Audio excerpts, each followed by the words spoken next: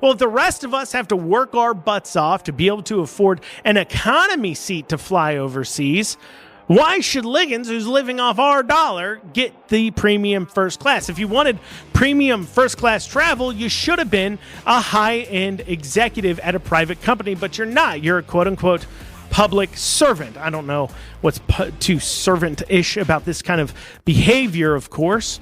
Last I checked, public servants shouldn't be living higher on the hog than even their average constituent does. Conservative, constitutional. It's the Andrew Cooperrider Show, keeping you informed on what's going on right here in Kentucky. And welcome, everybody, to another amazing day right here on the Andrew Cooperrider Show. Of course, I'm your host, Andrew Cooperrider, and we've got a show for you today. We'll be digging into some of the Kentucky Senate race news. We have a fundraiser coming out of Andy Barr's camp that's raising some eyebrows about some of the McConnell ties coming in there. We also have Nate Morris spotted shooting an ad of some sort in Shelbyville, Kentucky. Of course, he's rumored to be jumping into that very shortly, into that Senate race. We'll dig into that. Also, we have Liggins going to Australia. So this happened back in 2022. Of course, it came to light more directly in public records recently, with Fayette County looking to raise those taxes, then backing off raising those taxes. And then that leads to questions about this spending in general, because at the same time this was going on, they're denying things to students because they just don't have the money for it. It leads to certainly asking some questions there. Beshear's coming under fire from the DOJ and some of the conservative national media, as it is discovered that he's been offering in-state tuition rates to illegal immigrants. We'll talk about that. And then finally, the automobile AESC, was that Automobile Electric Supply Company, I believe is what it is.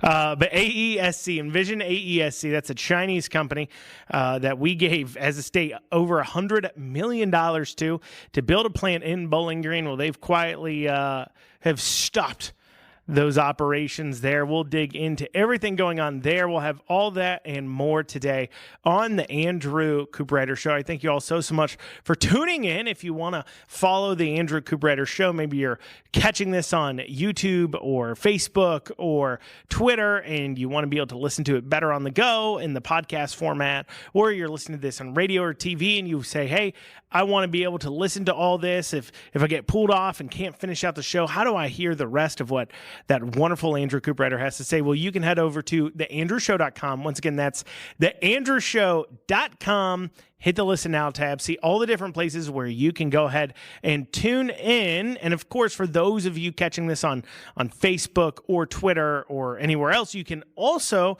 go ahead and log in to check out last week's, a Tuesday last week. I went ahead and did a guest hosting spot on Kentucky's Voice. It's a 11 a.m. show on 970 in Louisville. That's the station also my Sunday show goes out onto, and also their TV station, 21 WBNA. And my show goes out there as well, but this is the better time slot shows. And I was guest hosting that this past week. I had on Josh Calloway, my friend Ben Putnam. Worth a listen to go over and listen to. We had quite a discussion about some laws coming in to effect here in Kentucky that we need to dig down into, of course. And then also we had some laughs and conversations about chronic wasting disease, about other economic development questions, some stories in there. It's good stuff. Go over there and tune on in. But without further ado, let's dig down into it. So Andy Barr recently held a fundraiser. Now, it's key to understand, and I've mentioned this before, that this race has, in large part, a lot of people have been running away from McConnell. And certainly as it gets closer and closer to that primary date, because we are still, 8, 9 months or so, 10 months or so away from really this campaign heating up like hardcore heating up. Right now, what we have is we have Daniel Cameron declared. We have Andy Barr declared. We have a gentleman by the name of Michael Ferris declared. He's obviously not as well known and doesn't appear to be as well funded as the other two I just mentioned. And then we have this rumored Nate Morris jumping into that race as well.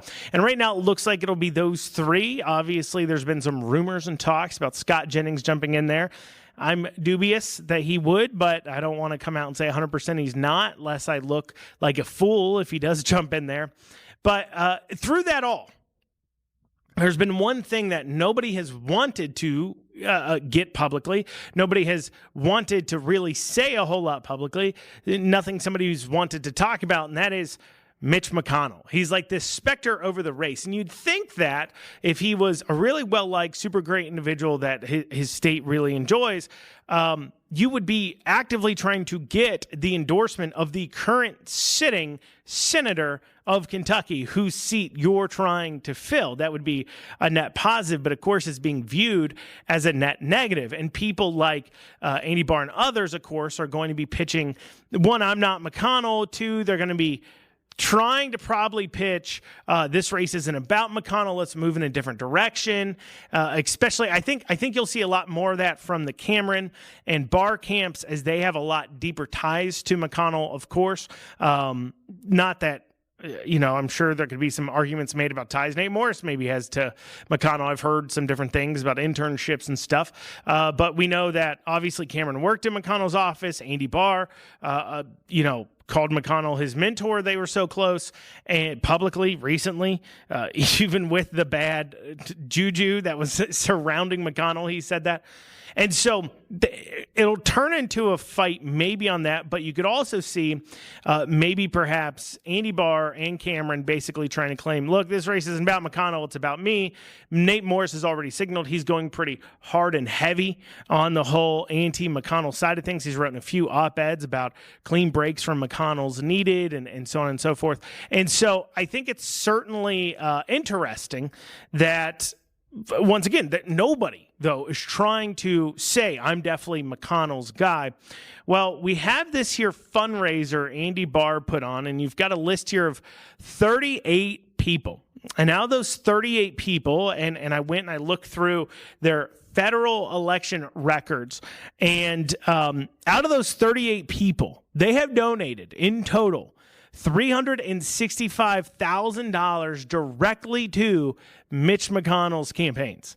$365,000. That's over $9,000 a person on average.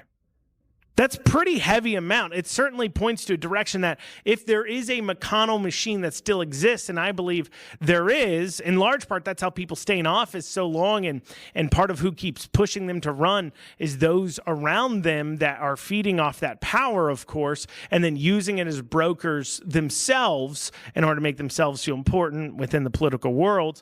It's like, in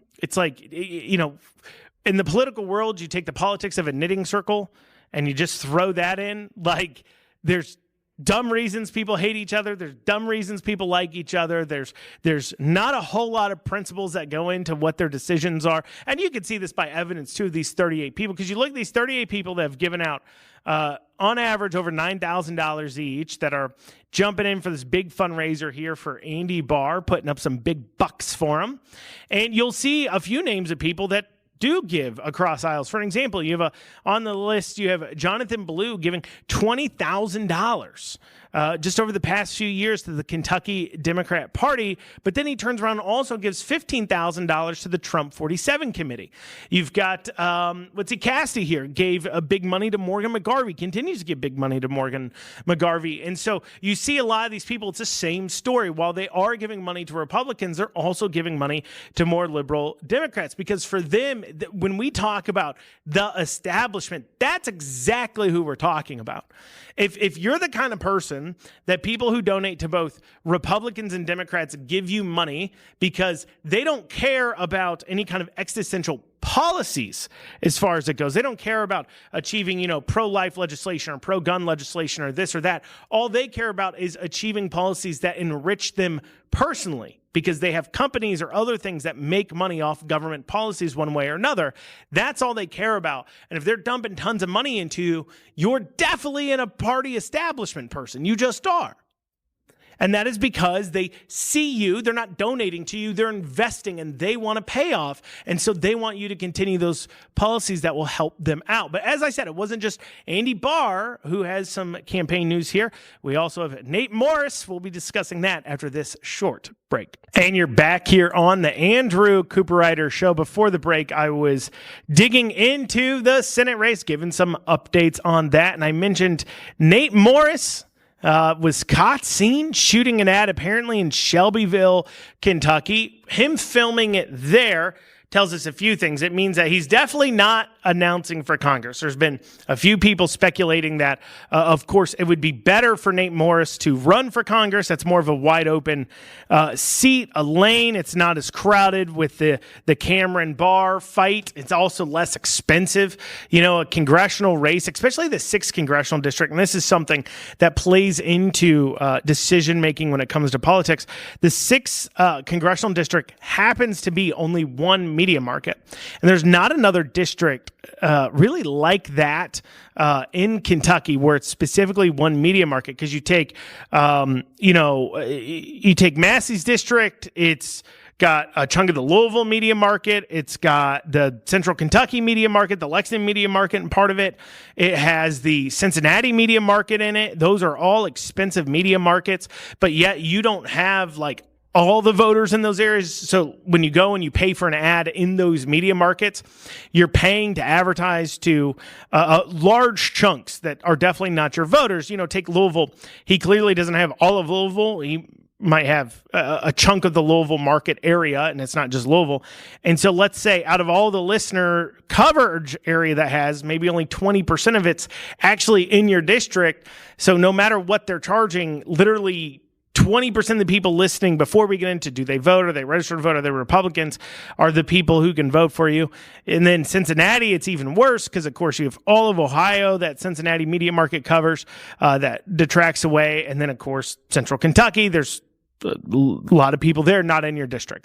You look at, obviously, Morgan McGarvey's district is all that Louisville media market, but there's a difference here, because while it's in that one market, you are paying for people across the river.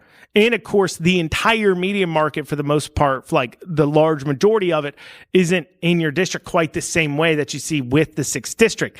Obviously, Brett Guthrie's district, it stretches some distance. I think it probably touches the Louisville media market, touches, of course, out west. I believe Paducah media market kind of area there, which also touches, of course, you're paying for then Indiana, and then to the south, Bowling Green area, you start getting into the Nashville media market. And so my point of saying all this is that it's one of the few districts, or it's like the best district for TV and advertising as far as media markets go, just so you all know. So, and I bring all that up to say, when you're running for the Senate, a competitive statewide Senate primary, you're going to need to spend between $3 to $5 million, I believe, in order to get your message out there and be as competitive as possible. You could do it for maybe less, maybe more like $2 million. But the problem for Nate Morris is he just doesn't have really high name ID everywhere else as far as it goes. So I think it's going to cost closer to $3 to $5 million. Compared to a congressional race, you could probably pull off with the same name ID that Nate Morris has of $1.5 million to $2 million. And of course, Nate is, built a company in Lexington, and has those ties to Lexington. So that kind of helps him out, because when you look at the playing field here, okay, so you've Cameron that's grabbing, he lives in Louisville, I do believe he still does. So he grabs that, but then he's also kind of from Hardin County. Not kinda, he is. So he grabs some of that in there. Barr, of course, grabs up a lot of the Lexington voter, but then so does Nate Morris, could compete with him on that. So you have, if you're talking about those who have loyalty to a politician because they know them, you have, Andy Barr picking up the Lexington people. You have Cameron picking up the Louisville people, and Nate Morris picking up the Lexington people. That's cutting that down while Louisville's already a larger chunk. Just a point to make there. And so, you would think, well, in the 6th district congressional race, though, he would have a little bit clearer of a path. Right now, you just have Ryan Dotson declared. Amanda Bledsoe's looking at declaring. But neither of them have super high name ID. I mean, they're just, state level elected legislators. They haven't run statewide. They haven't run district wide. They haven't run those kinds of things. But then you have obviously a congressman whose name is known, and then, Cameron, whose name is known statewide. And so that was just a part of the conversation. People talking about, well, maybe he should look at running for that 6th district. Clearly, if he's filming in Shelbyville, where he was spotted at reportedly, then he's not looking at that. He is looking at running for the Senate, looking to declare shortly.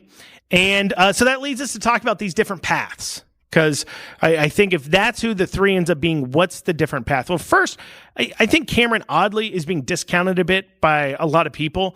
The general feeling I get from some individuals is that, you got Nate Morris and Barr, and that's kind of the discussion.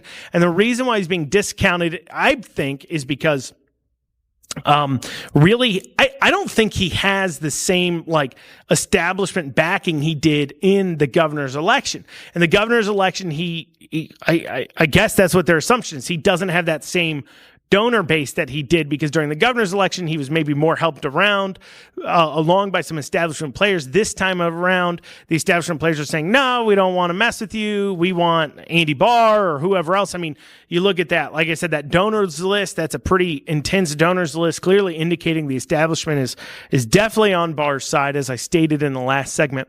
And so I think he's being discounted for that reason. I think there's doubts about his ability to fundraise. Now, his last fundraising report, he did put up a fair amount of money. I believe it was $500,000-$600,000 or so, somewhere around there. Is pretty good. I wouldn't call it an abject failure. I wouldn't call it a resounding success. But at the same time, he is number 1 right now in polling by a fair amount. So he needs far less to maintain his spot than somebody else does. And the other thing to talk about when we talk about Cameron's staying power, outside of Trump coming in and only endorsing Andy Barr and not endorsing Cameron, or only endorsing Nate Morris and not endorsing Cameron or Andy Barr, outside of one of those two things, it's hard for Cameron to, I think, be dragged down a whole lot. Because you have to remember, when he ran for governor in that primary, it was a 3-way heavy primary, because you had Quarles, Kraft, and Cameron. And Quarles did pretty good. I mean, he raised a fair amount of money, and he put forward a good fight. But Kraft really went after Cameron heavy.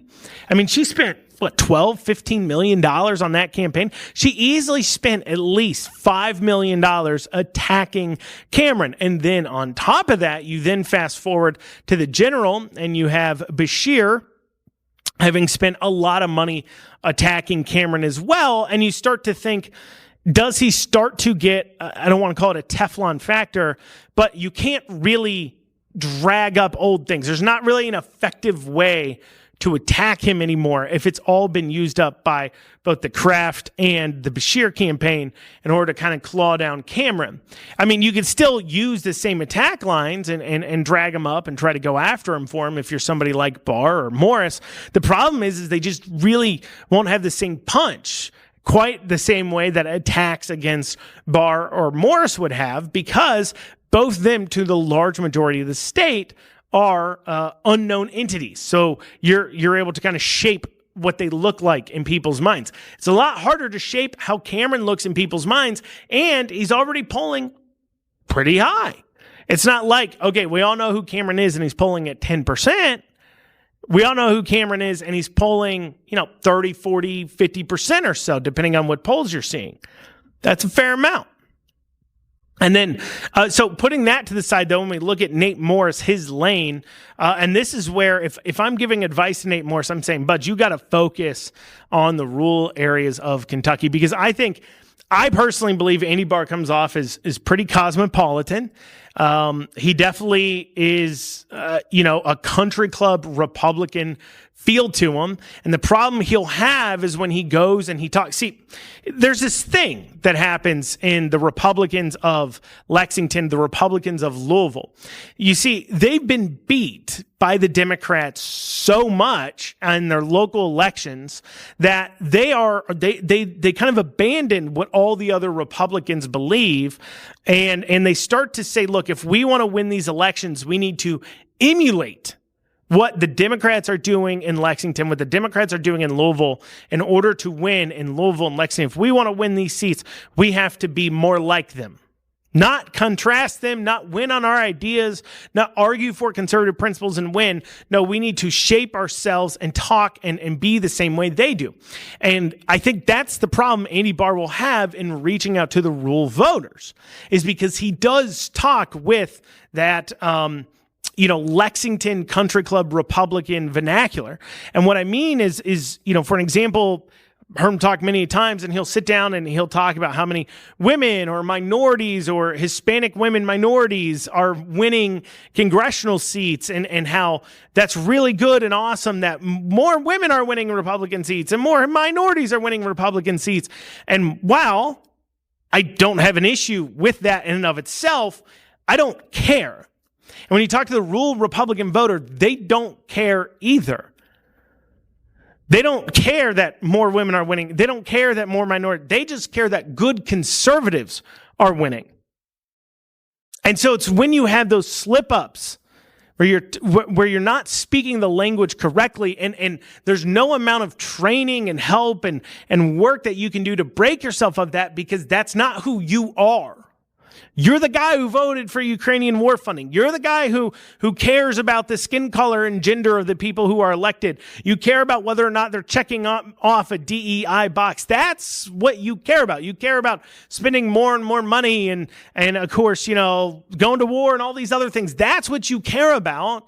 And that doesn't connect with the rural voter. It doesn't at all.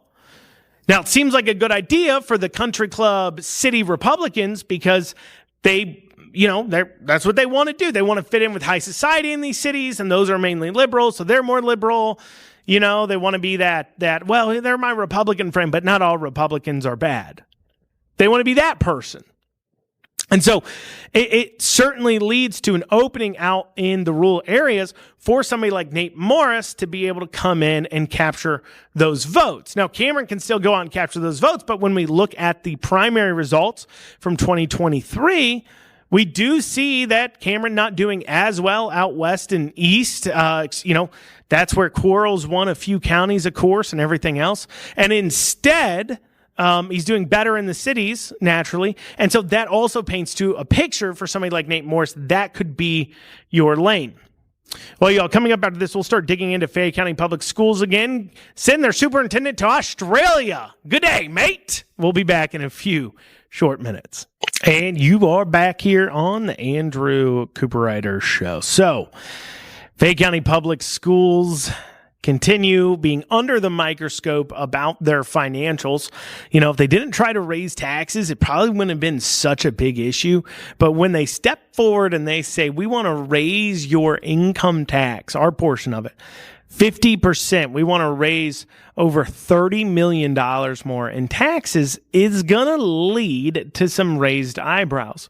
And then that's going to lead to people starting to dig into your financials. And that leads, of course, to egg on your face, because your financials don't look good.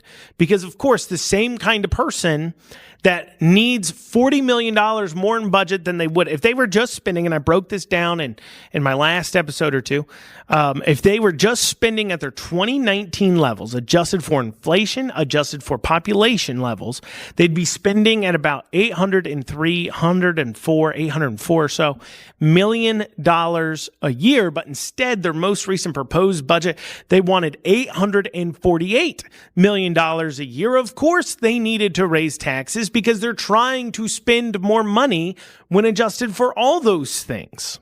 That's not to mention, of course, property values exceeding the inflation rates as well. But, let's put that to the side, of course. they get they want to raise those taxes. They're going to now be asked questions. Do you really need it?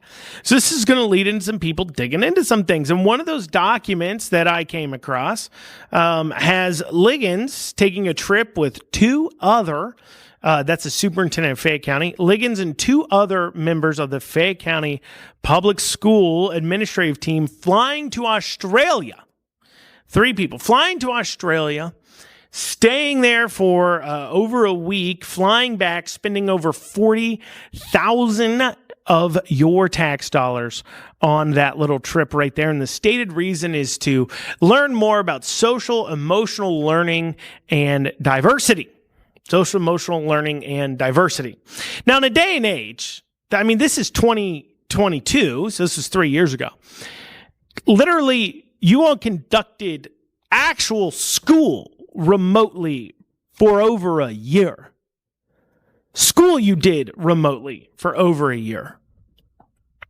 You can't learn about social emotional learning and diversity here at home. On top of that, and you say, well, $40,000, shoot, that's a lot of money to spend. I mean, a lot of people who've traveled with their families and things overseas you go traveling for 2 weeks or so, you can spend 20, 30K. But that's doing all the tourism, all those other things. This was just flights, hotels, and well, you'd assume food, or maybe they got paid a per diem. Why was it so much? Well, part of the reason it was so much is because they couldn't be bothered to fly economy, it would appear, because an economy ticket to Australia is $1,000, and their ticket price was over $6,000 a ticket. That is the premium economy price. And of course, when you bring this up and point out that their spending is absolutely out of control, you'll have all kinds of interesting defenders come on board. So anybody who follows my social media knows that I constantly and consistently post. When I make these posts, I post my evidence with it that came from open records requests. And one of my favorite comments I find just hilarious is when people come on with no evidence of their own that it's fake. It's not like Fayette County Public Schools has come out and said, that's a fake document. And trust me, they would. These are not small posts. They're getting tens of thousands of views, over 1 million views, some of them, hundreds of thousands of views, others of them. If Fayette County Public Schools caught me one time making up a document that isn't real and doesn't exist and then putting it out there to make a claim about their spending out of control, they would leap on it.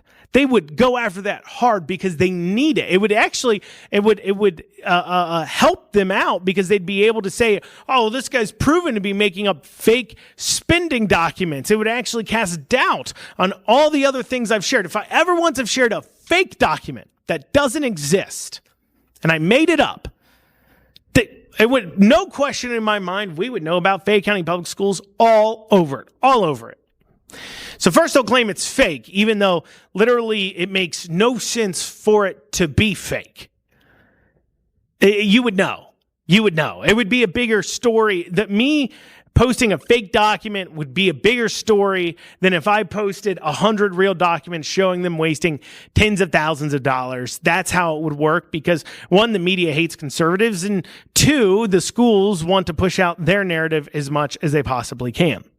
Here's the other thing. Now, one of the things I'll see is people defending it, saying like, look, especially defending the tickets, be like, that's a long flight to Australia. Don't you want your superintendent to be well rested? He deserves to have the extra leg room and the fancy meal so he can be well rested for his work trip in Australia. Well, if the rest of us have to work our butts off to be able to afford an economy seat to fly overseas, why should Liggins, who's living off our dollar, get the premium first class? If you wanted premium first class travel, you should have been a high-end executive at a private company, but you're not. You're a quote-unquote public servant. I don't know what's too servant-ish about this kind of behavior, of course. Last I checked, public servants shouldn't be living higher on the hog than even their average constituent does. But regardless, you're a public servant. Therefore, you sacrifice. You sit in the economy section of the plane with all the rest of the people who are just excited to be able to take their family on a trip that they worked hard and saved for, instead of getting to sit up top with all the people who are living high on the hog and living the millionaire and billionaire lifestyle. And if that's what you wanted, you should have became a millionaire and billionaire and not worked off taxpayer funds, period. Second off, if you need, if it's so uncomfortable to fly to Australia, how about you don't do it? How about that for a grand idea?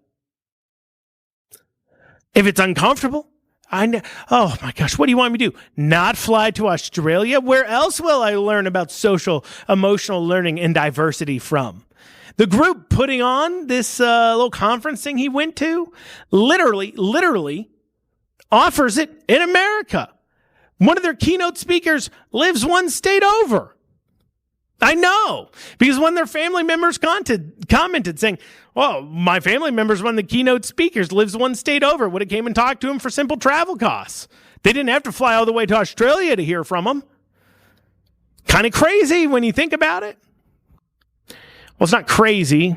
What's crazier is that people would continue to defend this kind of crazy spending $40,000 flying 3 people there, while at the same time, you've individuals and groups like the ROTC program, something actually serving kids, not only actually serving kids, but at a time where people are complaining about kids not having enough discipline, enough structure, parents aren't doing enough to discipline them at home, and it's making school life harder. You would think programs like ROTC, something that provides discipline and structure and an ability to follow orders and those kinds of ideas into students, especially those you're having troubles with, that would be a program you would embrace. That'd be a program you want to see well-funded. You'd want to see it better funded than you going to learn about how to social, emotional learn in Australia.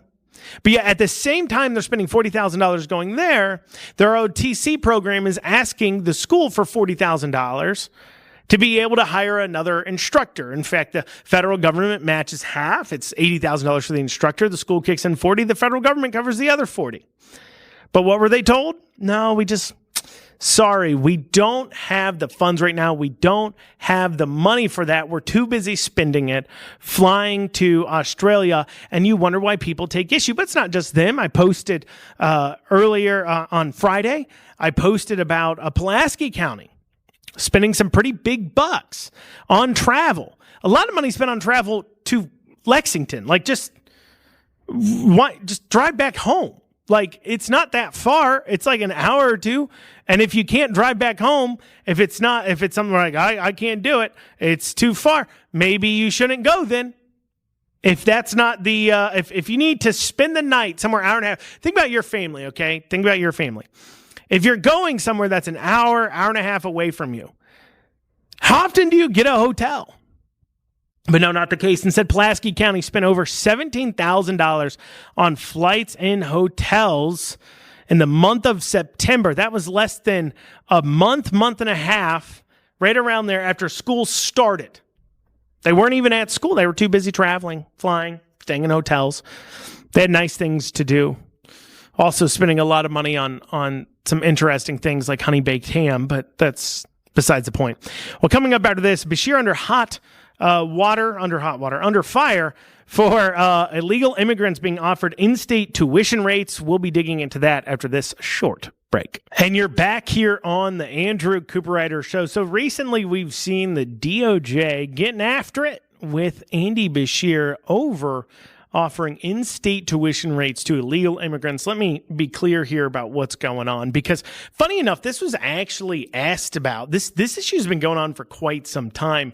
I was asked about my viewpoint on this back when I was running for state senate in a debate there. When I was running for state senate, we were both asked, what's our view on illegal immigrants getting in-state tuition rates? So what goes on here? So our public colleges and universities, that's like UK, Kentucky State University, Northern Kentucky, EKU, WKU, Murray State, those ones all have different sets of tuition, one for in-state, one from out-of-state. And the idea here is that your state tax dollars subsidize, in large part, these colleges and universities, or have in the past. Some of them are a little more independent, some of them a little less so, but your state tax dollars subsidize these universities. And so therefore, if you are a resident of Kentucky, you should be able to go to these public colleges and universities for a much lower rate. I believe for UK, it's like $9,000 versus like $32,000.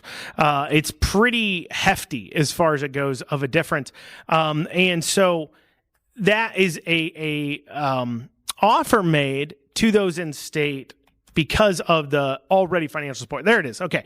In-state tuition from UK is $13,000.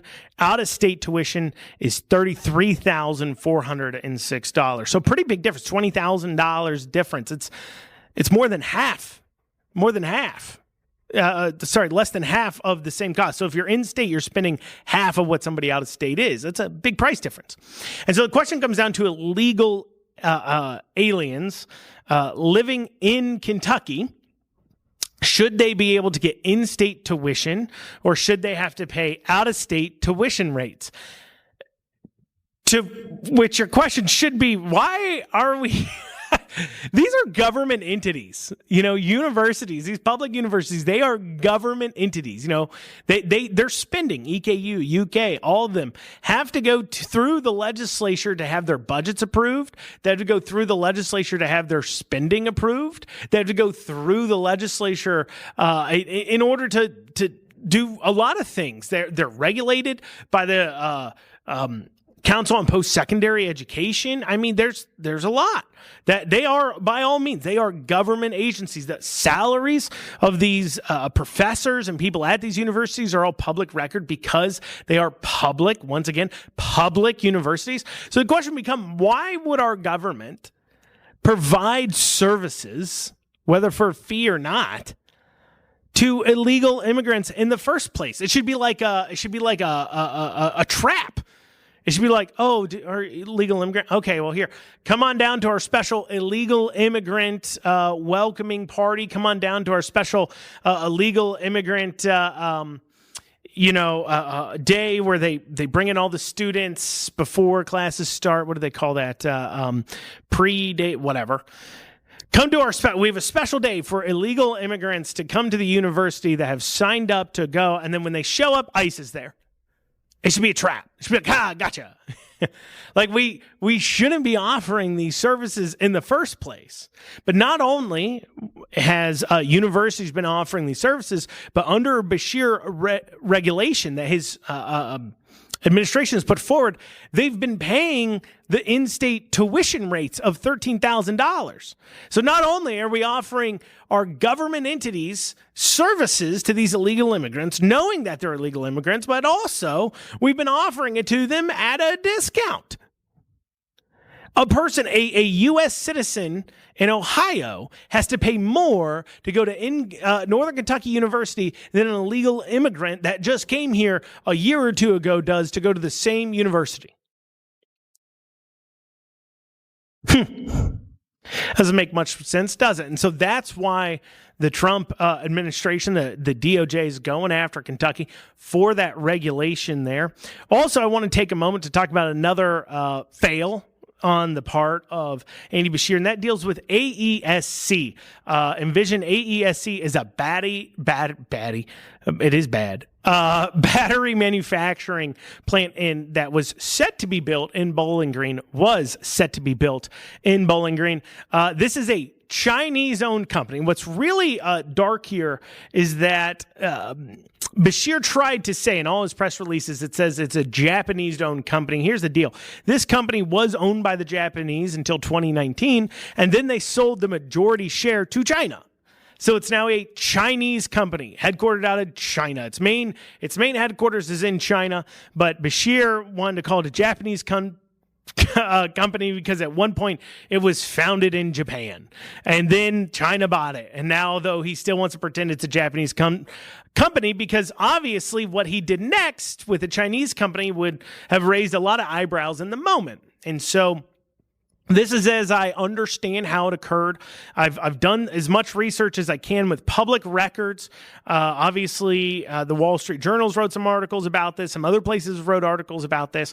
And so I was able to get a few details there, but it's a little short on exact details that went over into this incentive.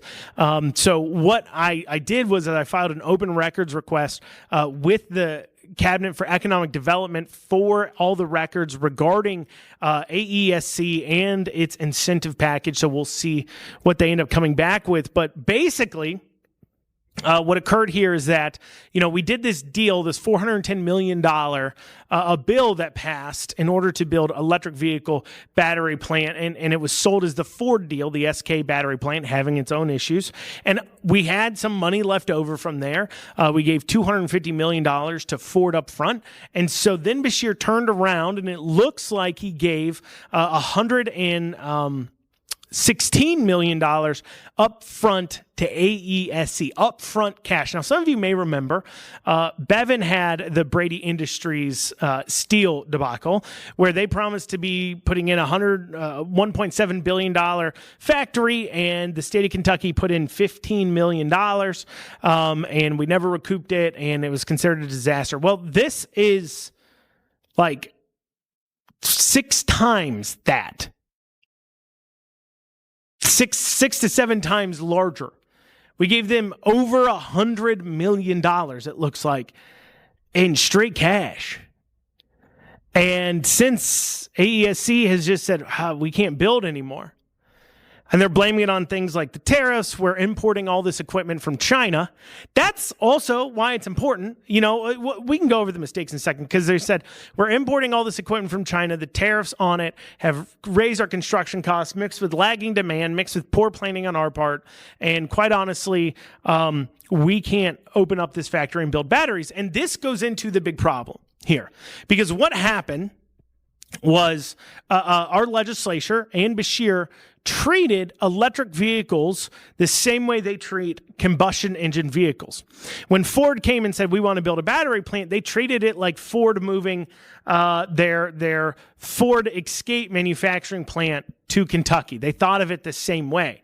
But that's not what it was. It's a startup. That's the same thing that all these battery companies are. They're a startup. And they're not just a startup. They're a startup reliant upon government handouts in order to be viable. They were reliant upon EV tax credits. They were reliant upon government forcing people to buy electric vehicles for them to maintain demand, for them to be able to maintain the ability to be profitable with their current setups. And frankly, that wasn't happening for them. They weren't able to be profitable with that because they are a startup. On top of that, you don't invest money with somebody who's your political enemy.